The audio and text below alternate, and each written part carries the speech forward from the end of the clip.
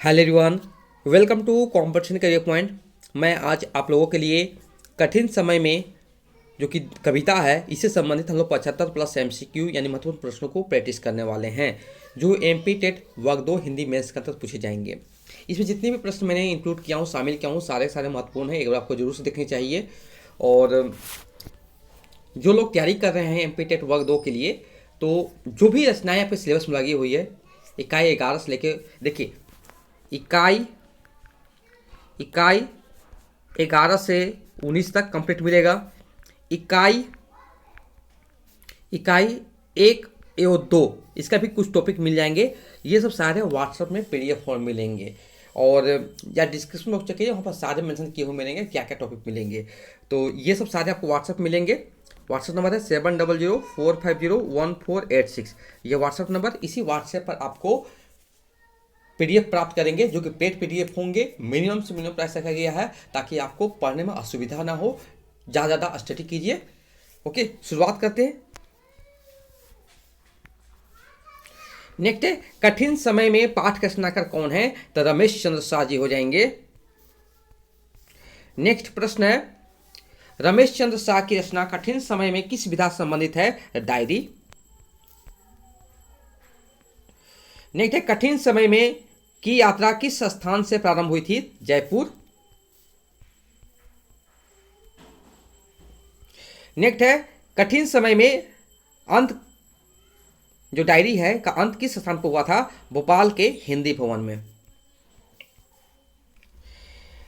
रमेश चंद्र शाह की डायरी का नवीनतम पड़ाव क्या है कठिन समय में?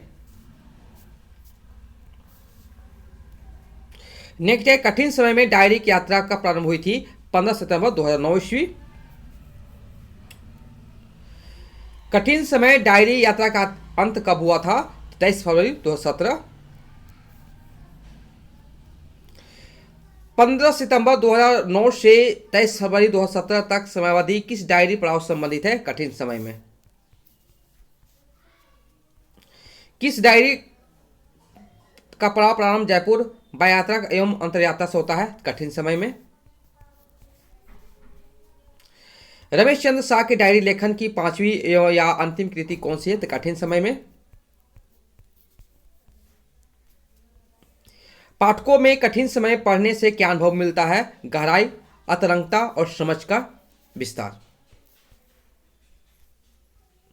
रमेश चंद्र शाह डायरी किस विधा को किस रूप मानते थे? आत्मसंवाद और संवाद दोनों के माध्यम से। रमेश चंद्र शाह की मान्यता के अनुसार डायरी किसके लिए सही जगह है?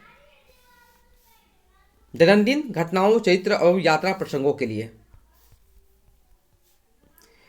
रमेश चंद्र शाह की डायरी कितने रूप में प्रकाशित हो गए तो 5 हो जाएंगे।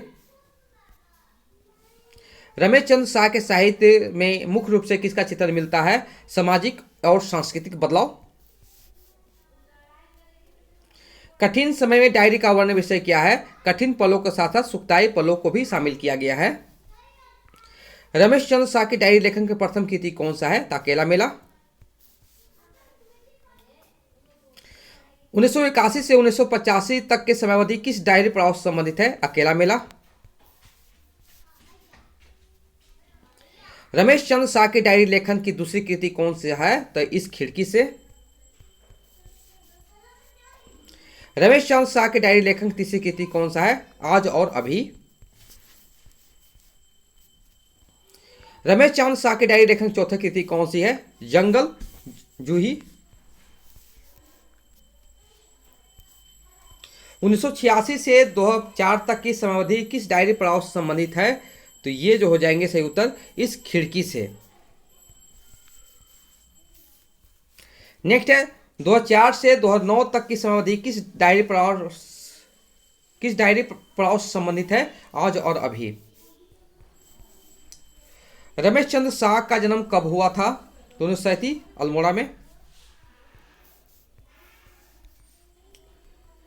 नेक्स्ट है, रमेश चंद्र शाह को किस विधा में विशेष ख्याति प्राप्त था? साहित्य। रमेश चंद्र शाह को 2004 में कौन सा पुरस्कार प्रदान किया गया था? तो पद्मश्री। रमेश चंद्र शाह को विनायक उपन्यास के लिए कौन सा पुरस्कार मिला था? साहित्य अकादमी पुरस्कार मिला था। रमेश चंद्र शाह ने अपने कैरियर की शुरुआत कहां से की थी? तो बाड़ेछीना हाई स्कूल से की थे। रमेश चंद्र शाह ने किन छोटे शहरों में शिक्षण कार्य किया था? सीधी और पन्ना।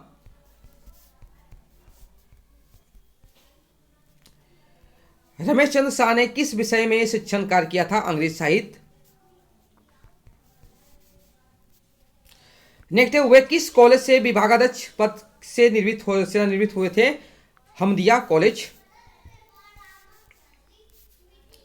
रमेश चंद्र शाह को साहित्य अकादमी पुरस्कार किस वर्ष प्राप्त हुआ था?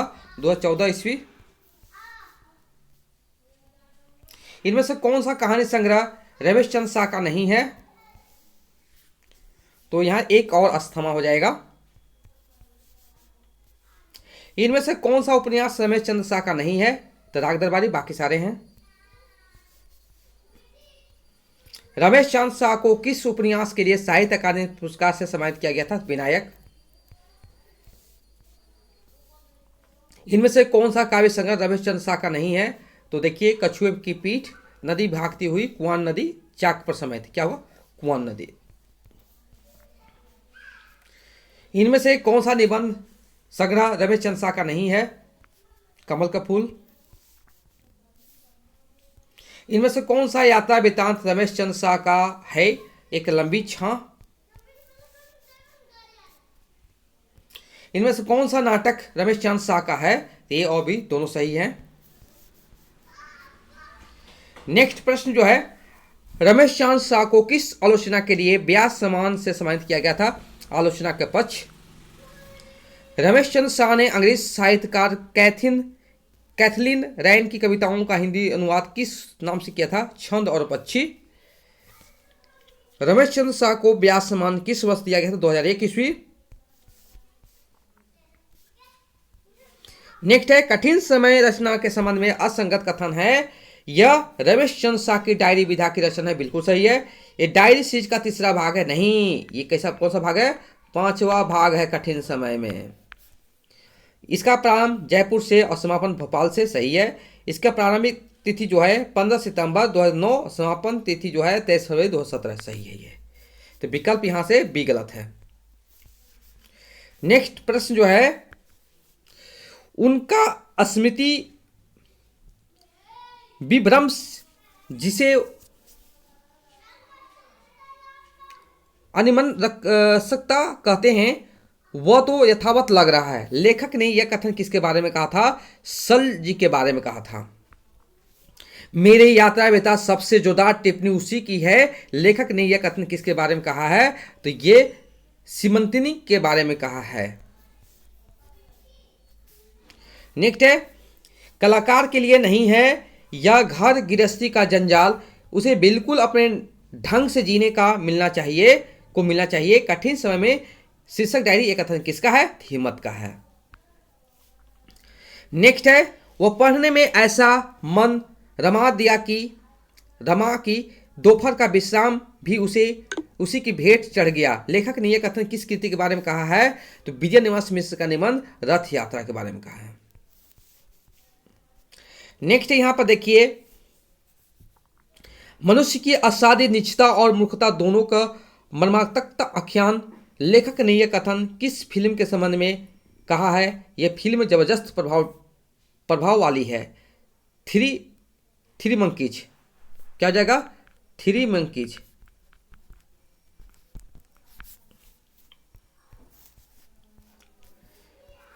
डायरी के संबंध में रमेश चंद्र शाह का विचार है, डायरी एक ऐसी विधा है जिस पर निर्भरता लागू नहीं होती है।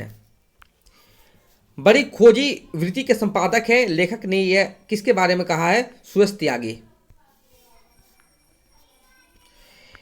जैसलमेर के तालाबों पर नामक लेख के रचयिता हैं अनुपम मिश्र जी। यहां पर भी देखिए कथन है इसी पाठ से रिलेटेड। क्या है? ऐसे आत्मदानी लोगों के रहते हमें देश और समाज के वर्तमान भविष्य को लेकर क्यों निराश होना चाहिए। आशा की तरह निराशा के भी कर्तव्य होते हैं और उन्हें भरसक निभाने वाले भी इस देश में हर समय होते रहते हैं, आज भी हैं। लेखक ने यह कथन किसके संबंध में कहा है, तो अनुपम मिश्र के बारे में कहे हैं। यहाँ पर भी देखिए कथन ही है, तो यहाँ अधिक स्थान जो आया हुआ किस कवि का नाम आएगा, तो यहाँ पर अज्ञे जी का हो जाएंगे। नेक्स्ट है, लेखक को किसके माध्यम से सूचना मिली कि उनके उपन्यास विनायक पर साहित्य अकादमी पुरस्कार दिए जाने की घोषणा हुई है। सूर्य प्रकाश दीक्षित से। महान चरित्र केवल अपने समय में ही नहीं जीता, अपने चार्या से एक प्रति समय भी रचता है। जो चिरंजीवी होता है, यह प्राकथन किस पुस्तक में आया है, तो कुंवर नारायण के कुमार जीव काव्य में आया हुआ है। पन्ना के रहने वाला अश्विनी कुमार दुबे को उपन्यास लिखने की प्रेरणा किसने दी थी, तो विनोद कुमार शुक्ल जी ने दिए हैं। यहां पर भी देखिए रिक्त स्थान कब भरना है, तो यहां पर जो आएगा क्या आ जाएगा, देवास आ जाएगा।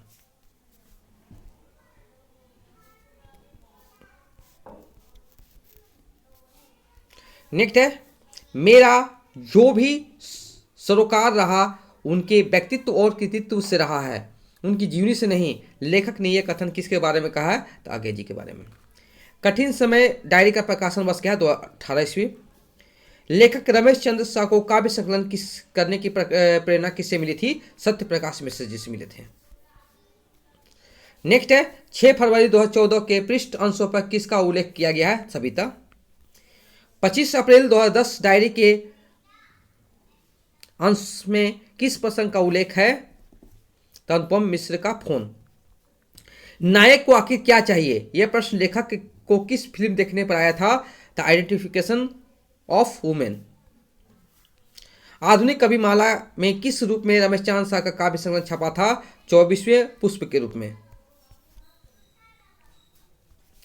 कठिन समय में पाठ के अनुसार किसकी किताबें बेस्ट सेलर साबित हुई रही थी, तो अनुपम मिश्र। कठिन समय में डायरी में लेखक ने किसे बड़ा ही पुरुषार्थी कहा है, तो अनुपम मिश्र को। रमेश चंद्र शाह की डायरी कठिन समय में शामिल है, तो यहां पर खुशी के पल, कठिन के पल दोनों हो जाएंगे। 17 मार्च 2010 को लेखक की फोन पर कितने लोगों से बात हुई थी, 3। नेक्स्ट है, लेखक को 3 लोगों से बात करने पर कैसी खबर मिली थी, अच्छी खबर मिली थी। कठिन समय में डायरी के संदर्भ में लेखक की सुरेंद्र मलिक से कितने समय बाद बात हो रही थी, 1 वर्ष बाद। लेखक की फोन पर प्रथम बार किससे बात हुई थी, श्री शशि शुक्ल जी से।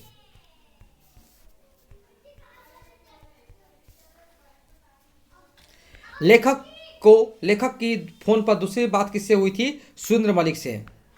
लेखक की फोन तीसरी बार किससे हुई थी, प्रोफेसर हरीश त्रिवेदी से।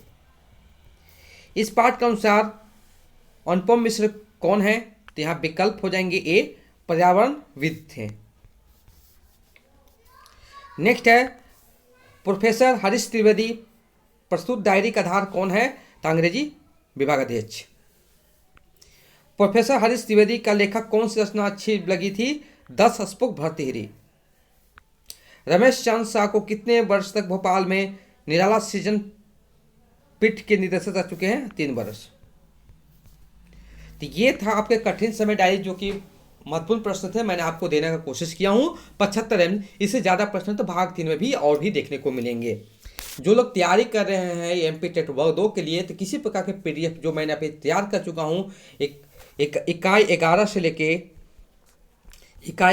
लेके 19 तक का, और इकाई 1 और इकाई 2 भी साथ में दिया जाएगा। इकाई 1 और इकाई 2 जो भी बने हुए हैं आपको सब मिलेगा। ये तो कंप्लीट है ही है, ये भी मिलेगा आपको साथ में, और भी जो भी कंटेंट रहेगा आपको उसी में दिया जाएगा, उसका एक्स्ट्रा चार्ज नहीं लगेगा। ये सब सारे व्हाट्सएप में पीडीएफ में मिलेंगे। तो 7004501486 ये व्हाट्सएप नंबर, इसी पर व्हाट्सएप करके आप पीडीएफ प्राप्त कर सकते हैं, या डिस्क्रिप्शन बॉक्स चेक कीजिए, वहाँ पर सारे मेंशन किए हुए मिलेंगे। Okay, thank you so much for watching my video.